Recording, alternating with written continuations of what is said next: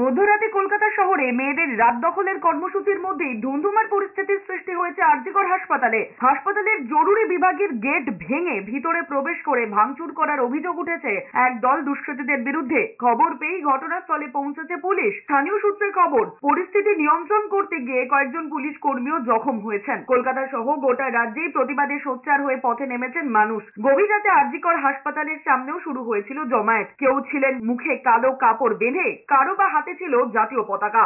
অভিযোগ, আচমকাই একদল লোক লাঠি রড হাতে হামলা চালিয়েছে জরুরি বিভাগে। জরুরি বিভাগের বাইরের কোলাপসেবল গেট ভেঙে ফেলার পাশাপাশি পুলিশের কিয়স্কে ভাঙচুর চালানো হয়েছে। জরুরি বিভাগের ভিতরেও ঢুকে তাণ্ডব চালিয়েছে বলে অভিযোগ। পাশাপাশি হাসপাতাল চত্বরে রাখা একের পর এক বাইক ভাঙচুর চালানো হয়েছে।